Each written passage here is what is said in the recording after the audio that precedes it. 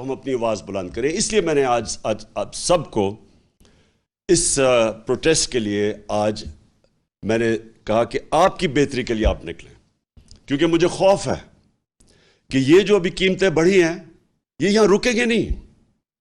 جو ہم آگے دیکھ رہے ہیں یہ ابھی مزید اور بڑھنے والی ہیں, اور جو پھر اس کا جو متاثر ہوگا اس سے, وہ ہمارا سارا نچلا طبقہ, ہمارا سفید پوش, ہمارا تنخواہ دار, خاص طور پہ ہمارے کسان, کیونکہ ان کو یہ بڑا متاثر کرے گا, یہ جو خاص طور پہ جو ڈیزل اور بجلی کی قیمت اوپر گئی ہیں.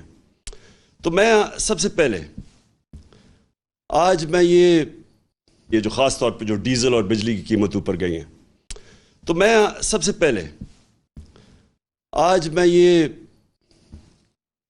اور سارے پاکستانیوں کا یہ سوال ہے کہ یہ کیا ہوا کہ جب سے یہ عدم اعتماد ہوئی ہے اس کے بعد یہ ملک کے اندر یہ کیا طوفان آ گیا. یہ جو پی ڈی ایم کے لوگ ہیں یہ سب کہتے ہیں کہ جی دیکھیں عمران خان نے بارودی سرنگیں چھوڑ دی ہیں, کہ جی آئی ایم ایف سے کوئی ان کے سمجھوتے تھے جس کی وجہ سے یہ قیمتیں آسمانوں پہ چڑھا دی ہیں. یعنی ہمارے بعد ڈیزل, پٹرول, گیس, بجلی, آٹا, چاول, یہ ساروں کی قیمتیں بڑھ گئی ہیں, لیکن تھوڑی سی نہیں بڑھی. ہماری باری تو مجھے یاد ہے کوئی 12 روپیہ بڑا تھا پٹرول یا ڈیزل, تو انہوں نے مہنگائی مار شروع کر دی تھی. جب سے یہ آئے انہوں نے 84 روپیہ لیٹر پٹرول کی قیمت بڑھائی, 110 روپے لیٹر ڈیزل کی قیمت بڑھائی. اب یاد رکھیں ڈیزل خاص طور پہ کسان, اور آج کل سب سے زیادہ کسانوں کو متاثر کرے گا, اور وہ آگے ہماری فوڈ سیکیورٹی پہ, کہ ہم نے اب 22 کروڑ لوگوں کو کھلانا ہے. ہمارا تو اس وقت اگر ہمارا کسان خوشحال ہے تو ملک بہتر ہے. تو لہٰذا اس کا ایفیکٹ ہر طبقے پہ پڑے گا, ٹرانسپورٹ پہ پڑے گا اس کا, اور ابھی ایفیکٹ آگے بھی آئے گا. بجلی کے بل آئیں گے لوگوں کے پاس جولائی میں, اس کے بعد لوگوں کو اندازہ ہوگا کہ کتنا بڑا مہنگائی کا ایک بم پھٹا ہے. تو سوال ایک یہ ہے کہ یہ ایک دم اتنی مہنگائی کیوں کی ہے؟ تو یہ کہتے ہیں کہ جی ہم آئی ایم ایف پروگرام میں تھے. آئی ایم ایف کے پروگرام میں یہ تو 2 مہینے سے ہیں, ہم 2.5 سال سے آئی ایم ایف کے پروگرام میں تھے. کیا ہمارے اوپر پریشر نہیں تھا یہ قیمتیں بڑھانے کا؟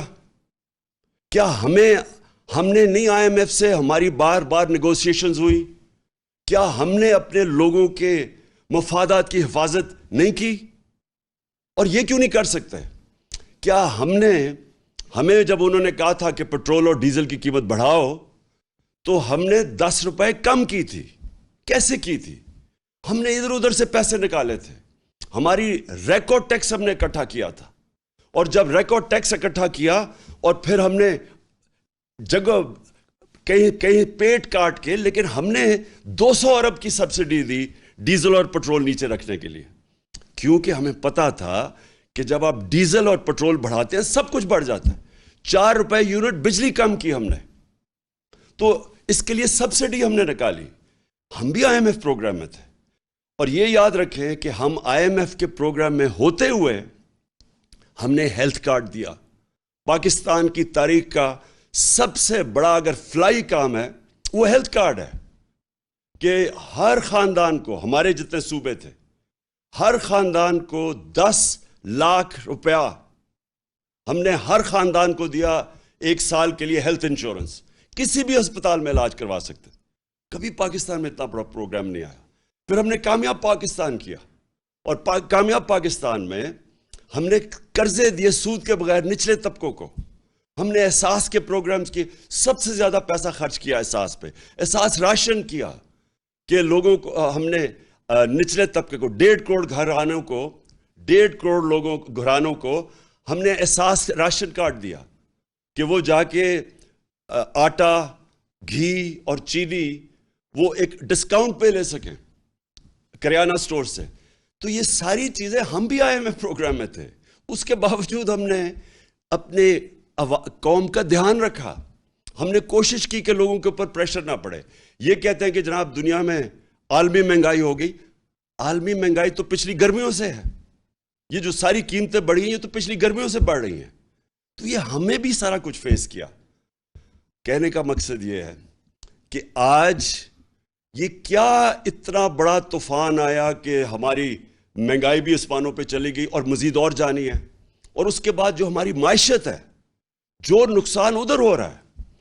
یہ جب کہتے ہیں کہ جی ہمیں بڑا مشکل برا پاکستان ملا، برا تو ہمیں ملا تھا مشکل وقت، یہ چھوڑ کے گئے تھے جو اصل بارودی سرنگ تھی، اس کو کہتے ہیں کرنٹ اکاؤنٹ ڈیفیسٹ، بیرونی خسارہ، کیونکہ وہ ڈالرز کے اندر خسارہ ہوتا ہے۔ پاکستان کی تاریخ کا یہ سب سے بڑا خسارہ چھوڑ کے گئے تھے، $20 ارب۔ اس کے باوجود تیسرے سال میں ہم بالکل خسارہ کم کر چکے تھے، اور خسارہ بھی کم کیا، اور 5.6% پہ ہماری اکانومی بڑھ رہی تھی۔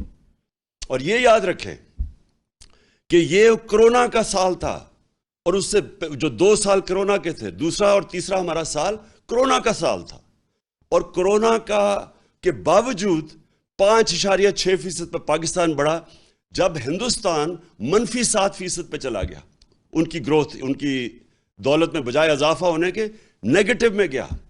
اس دور میں جس طرح پاکستان نے سب سے، یہ صدی میں ایک دفعہ اتنا بڑا بحران آتا ہے جو کرونا کا ساری دنیا میں عذاب آیا، تو پاکستان وہ ملک تھا چند ملکوں میں سے جس نے سب سے بہترین طریقے سے اپنے لوگوں کو بچایا، غریبوں کو بچایا، اپنی معیشت کو بچایا۔ اور اس میں آج خاص طور پہ پھر سے، میں پہلے بھی کہہ چکا ہوں کہ میں آج خراج تحسین پیش کرنا چاہتا ہوں ہماری NCOC، جو ہم نے سٹرکچر بنایا تھا، جس کو اسد عمر اس کے لیڈ کر رہے تھے، جس میں سارے پاکستان کے ادارے تھے، سب نے اپنا کام کیا، جس میں پاکستانی فوج بھی تھی۔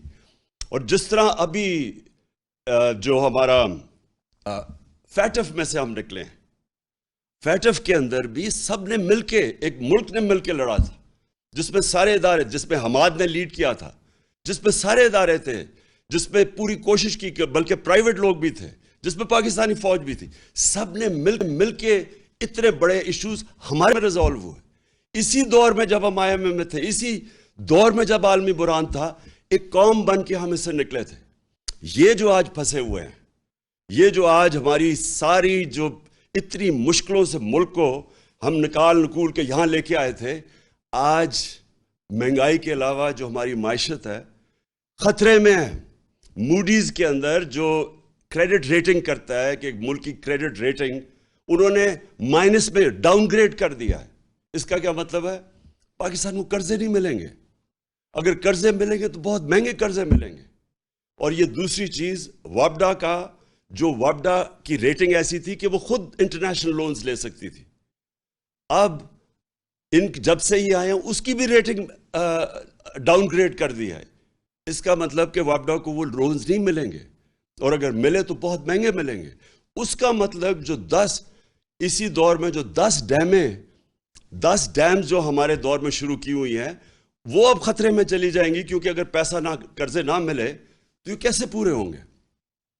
تو میرا سوال یہ ہے کہ جب یہ ملک ترقی بھی کر رہا تھا، اس کی 5.6% تیسرے سال میں، اور 6% چوتھے سال میں جب اس کی اکانومی گرو کر رہی تھی، دولت میں اضافہ ہو رہا تھا، جب ریکارڈ ہم ٹیکس اکٹھے کر رہے تھے، وہ بھی ایک وجہ ہے کہ ہم پیسے نکال سکے عوام کے اوپر بوجھ کم کرنے کے، سبسیڈائز کرنے کے لیے۔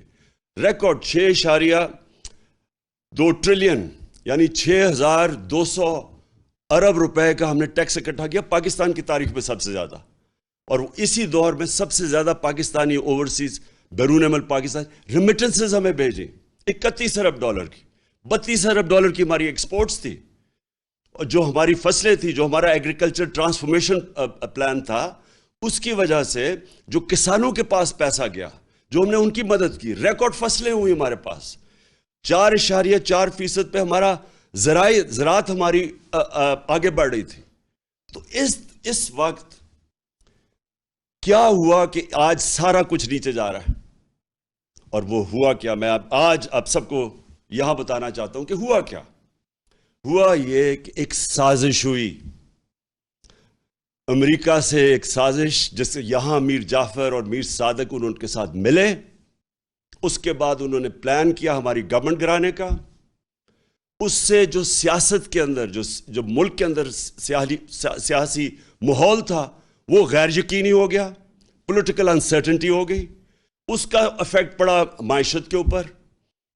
میں نے جا کے نیوٹرلز کو میں نے ان کو سمجھایا کہ دیکھیں اگر یہ سازش ہو رہی ہے بڑا اچھا آپ نیوٹرل رہیں, لیکن یہ جو سازش ہو رہی ہے اگر اس وقت گورنمنٹ کو گرا دیا گیا اس سازش کے تحت تو یہ ان سے سنبھالا نہیں جائے گا. ہم نے بڑی مشکل سے یہاں تک آئے ہیں. یہ بڑی مشکل سے کرونا سے نکل کے جو کموڈٹی سپر سائیکل تھا, یہ جو جب یوکرین میں گیا روس اور جو جنگ ہوئی تو اس کی وجہ سے جو اثرات تھے, بڑی مشکل سے ہماری معیشت یہاں کھڑی تھی. تو میں نے تب ان کو بتایا, پھر شوکت ترین کو کہا کہ ان کو بتاؤ کہ یہ وقت نہیں ہے اس ملک کے اندر یہ سازش کو کامیاب ہونے دینے, کیونکہ اس کا ڈائریکٹ اثر پڑے گا ہماری معیشت کے اوپر. اور مجھے افسوس سے کہنا پڑتا ہے کہ وہ ٹائم تھا کہ اس سازش کو ناکام کرنے کا, کیونکہ ہمیں پتا تھا کہ نہ ان لوگوں کے پاس قابلیت ہے, نہ ان کے پاس اہلیت ہے, اور ان کا مقصد ہی آنے کا کچھ اور ہے. ان کا مقصد اس ملک کی نہ مہنگائی کم کرنے کے لیے, نہ ان کا مقصد اس ملک کی ریفارمز کرنے کا تھا, اکانومی ٹھیک کرنے کا تھا. ان کا تو مقصد ہی کچھ اور تھا. اور وہ جو مقصد تھا, میں بڑا شکر گزار ہوں ان کے وزیر دستگیر کا, خرم دستگیر کا, جس نے ٹی وی پروگرام پہ کہہ دیا.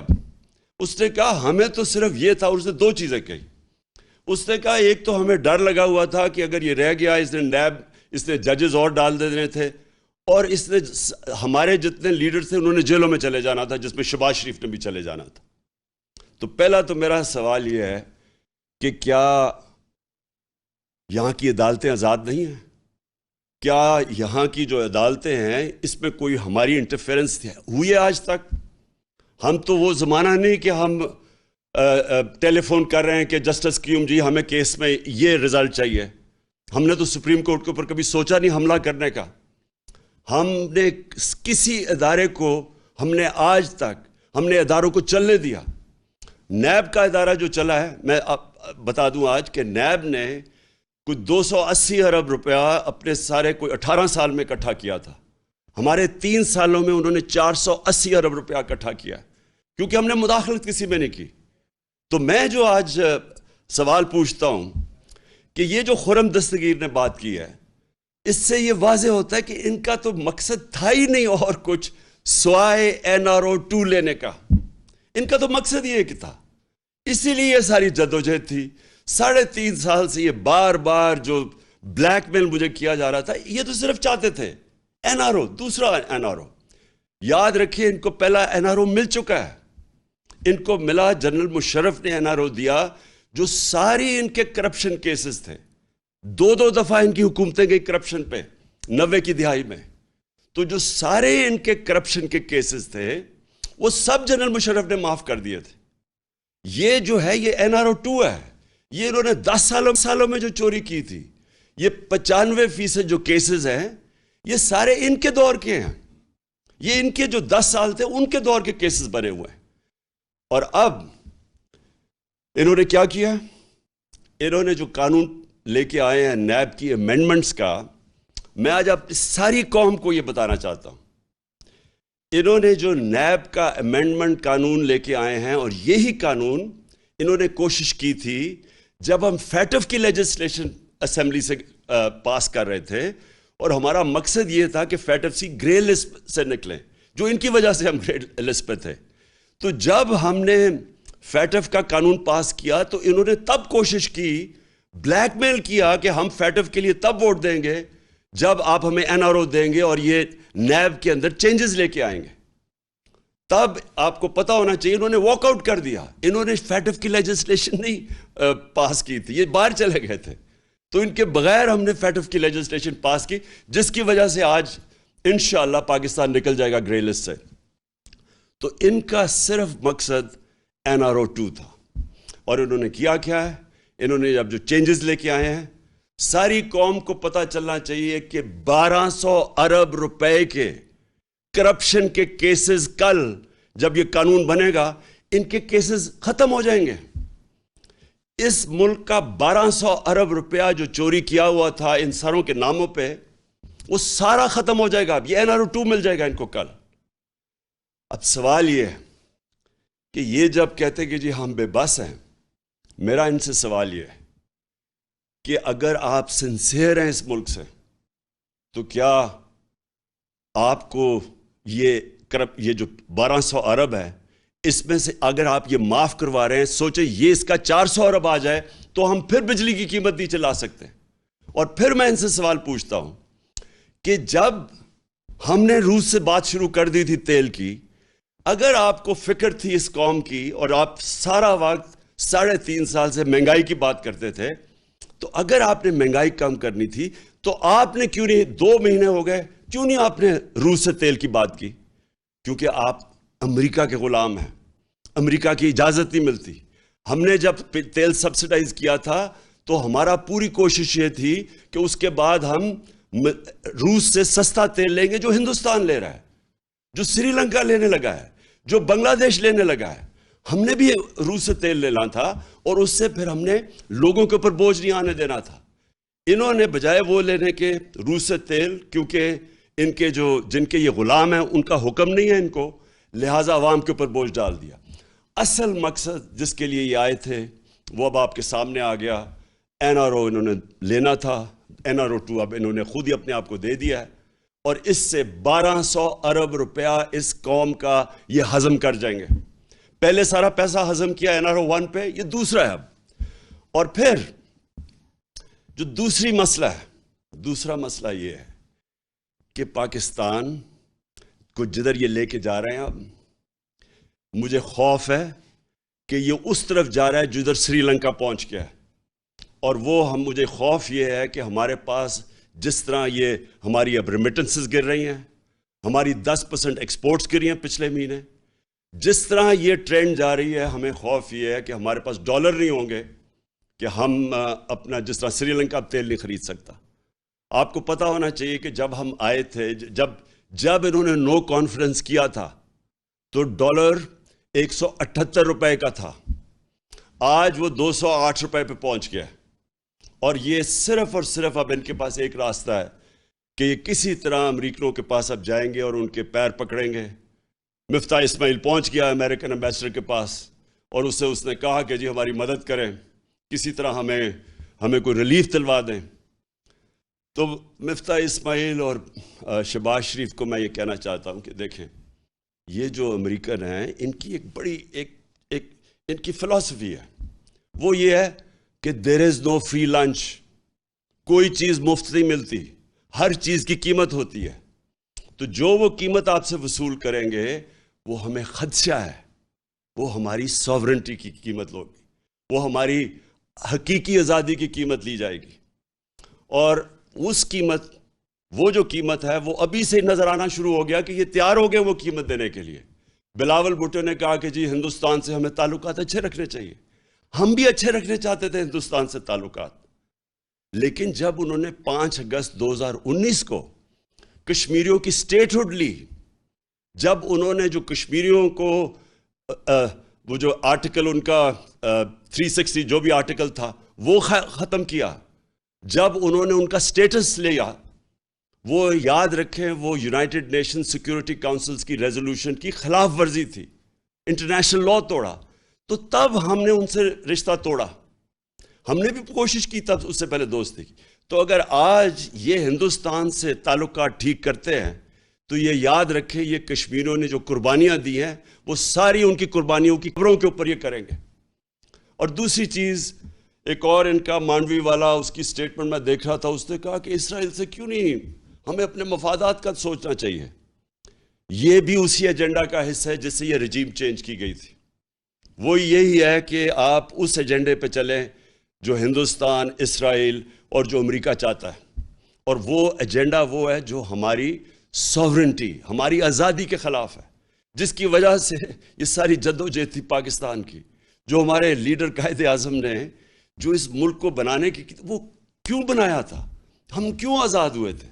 تو اگر یہی کرنا ہے کہ جا کے اپنی ساری نظریے کو اس سب کو دفن کرنا ہے، اس لیے کہ یہاں ملک کے اوپر وہ چور اور ڈاکو آ گئے ہیں جن کے سارے پیسے باہر پڑے ہیں، ان کے اربوں ڈالر باہر پڑے ہوئے ہیں، جب چوری کرتے ہیں باہر پیسہ لے جاتے ہیں اور پھر پریشر ڈال کے NRO لے لیتے ہیں۔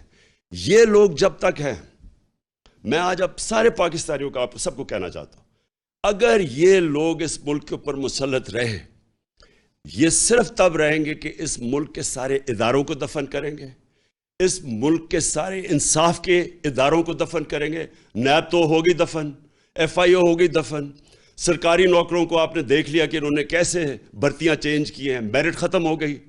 جو انہوں نے پولیس کا استعمال کیا آپ کے سامنے ہے کہ جس طرح انہوں نے پولیس سے ظلم کروایا، جس طرح کی FIRs کٹوائی، ہمارے اوپر بلاسفمی کے کیس کر دیے۔ کبھی ریاست اپنی شہریوں پہ بلاسفمی کا کیس نہیں کرتی، یہ انہوں نے کر دیا۔ اب 8 FIR میرے اوپر ہیں، ہمارے سارے لوگوں کے اوپر ہے۔ نوم چومسکی جو دنیا کے بڑے انٹلیکچول سمجھے جاتے ہیں، ان کا آج پڑھ لیں سٹیٹمنٹ۔ انہوں نے شہباز شریف کو خط لکھا ہے کہ یہ آپ سارے انسانی حقوق کی خلاف ورزی، آپ جمہوریت تباہ کر رہے ہیں اپنے ملک کی، اور یہ رہ گئے تو یہ جمہوریت، ایک جمہوریت کا جتنا بھی جس کے اوپر جمہوریت کھڑی ہوئی ہے سب ختم کریں گے۔ یہ جو جس طرف جا رہے ہیں، الیکشن کمیشن کو انہوں نے ساتھ ملایا ہے۔ پنجاب کے اندر جو الیکشن ہے، وہ ابھی جو بائی الیکشنز ہیں، ابھی سے ہی میچ فکس کرنے کی ساری تیاریاں ہیں، ہمیں ساری خبریں آ رہی ہیں۔ پولیس کا جو استعمال کریں گے اور کر رہے ہیں۔ ابھی ہمارا کل ایک ہمارے جو الیکشن لڑ رہا تھا، اس کے بیٹے کو گولی لگی، وہ آج ہاسپٹل میں ہے، اور اس کے سارے گھر والوں کے اوپر FIRs کاٹ دی۔ تو یہ ہمیشہ یہ جب ایک کرپٹ ٹولے کو اوپر بٹھائیں گے، جو کہ 30 سال سے یہ دونوں خاندان اس ملک پہ ہیں، انہوں نے ہمیشہ جو پہلے کرتے ہیں وہی کرنا ہے اب۔ تو جمہوریت سب سے پہلے اس کا نقصان ہوگا۔ یہ انہوں نے اخبار والوں کے، صحافیوں کے اوپر، سوشل میڈیا کے اوپر جو کریک ڈاؤن ہے، یہ کبھی پاکستان میں نہیں ہوا۔ جس طرح انہوں نے اینکرز کے اوپر FIRs کاٹی ہوئی ہیں، اور ان چیزوں پہ، چھوٹی چھوٹی چیزوں پہ اس وقت خوف پھیلایا جا رہا ہے۔ تو جو یہ راستہ پکڑا ہوا ہے، میں آج آخر میں ساری قوم کو کہنا چاہتا ہوں کہ دیکھیں، یہ صرف ایک طرح یہ اس ملک کے اوپر مسلط رہیں گے، اور وہ خوف طاری کر کے۔ یہ جو خوف ہے، یہ ایک سب سے بڑا بت ہے۔ میں بار بار اپنی قوم کو ایک چیز سمجھاتا ہوں کہ لا الہ الا اللہ، کوئی خدا نہیں ہے سوائے اللہ کے۔ یہ جو ایک خوف کا بت ہے، یہ اس طرح کے لوگ جو کرپٹ لوگ ہیں، جن کی ہمیں ساری تاریخ پتہ ہے، باہر بیٹھے ہوئے ان کے لیڈرز، پیسے باہر بیٹھے ہوئے ہیں، وہاں سے بیٹھ کے اس ملک کو کنٹرول کر رہے ہیں، اور جدھر ان کے پیسے پڑے ہوئے ہیں وہ ان ملکوں سے ہی کنٹرول ہو رہے ہیں۔ اس ملک کی نہ انہوں نے آزادی رہنے دی ہے، نہ انہوں نے ادارے چلنے دینے ہیں، نہ انہوں نے جمہوریت چلنے دینی ہے۔ انہوں نے جتنی دیر یہ آئیں گے، اس ملک کو مزید اور نقصان پہنچائیں گے، صرف اپنے آپ کو اوپر مسلط کرنے کے لیے۔ لہٰذا ہم سب نے مل کے، ساری قوم نے مل کے، ہم نے جدوجہد کرنی ہے۔ آپ نے سب نے تیاری کرنی ہے۔ میں آپ کو کال دوں گا۔ ہم نے مسلسل جو ہمارا حق ہے، ہمارا آئینی حق ہے پرامن احتجاج، وہ ہم کریں گے، اور وہ ہم تب تک کریں گے جب تک ہمیں صاف اور شفاف الیکشنز کی ڈیٹ نہیں ملتی۔ میں پھر سے کہہ رہا ہوں، الیکشنز نہیں، صاف اور شفاف الیکشنز۔ صاف اور شفاف الیکشنز اگر نہ ہوئے، مزید اور انتشار ہوگا۔ جس طرح پھر سے میں کہتا ہوں، جو پنجاب کے بائی الیکشنز میں میچ فکس کرنے کی کوشش کی جا رہی ہے، اور جو ملوث ہیں اس میں، اگر اس طرح کے الیکشنز کروائے، اس سے ملک مزید اور انتشار کی طرف جائے گا، حالات اور بگڑیں گے، سیاست کے اندر غیر یقینی فضا بڑھتی جائے گی، وہ معیشت کو افیکٹ کرے گی۔ صرف راستہ ایک ہی ہے، صاف اور شفاف الیکشن کا، اور وہ ہم سب نے مل کے اس کے لیے جدوجہد کرنی ہے۔ پاکستان پائندہ باد۔ آپ کو کہوں گا پرامن احتجاج تب تک کریں گے جب تک صاف شفاف الیکشن کی ڈیٹ نہیں ملتی. یہ کہنا تھا chairman P T I Imran Khan کا، جو ویڈیو لنک کے ذریعے کارکنان سے خطاب کر رہے تھے. انہوں نے کہا کہ ہمیں مہنگائی کے خلاف احتجاج کرنا ہے. قیمتیں یہی نہیں رکیں گی، ابھی اور بڑھیں گی. جب ہمارے دور میں 12 روپے پیٹرول اور ڈیزل ہوا تھا تو انہوں نے مہنگائی مارچ شروع کر دیا تھا.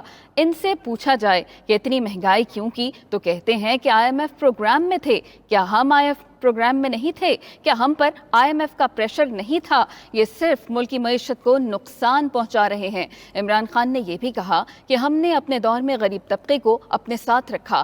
ہم نے نچلے طبقے کو سب سے زیادہ قرض دیا. ہم نے انہیں احساس راشن پروگرام دیا. اصل بارودی سرنگ نون لیگ والے کھود کر گئے. جب ہمیں حکومت ملی تو کرنٹ اکاؤنٹ خسارہ 20 ارب ڈالر تھا. انہوں نے یہ بھی کہا کہ فیٹف سے پاکستان کا نکلنا بھی تحریک انصاف سمیت ہمارے اداروں کے مرہون منت ہے.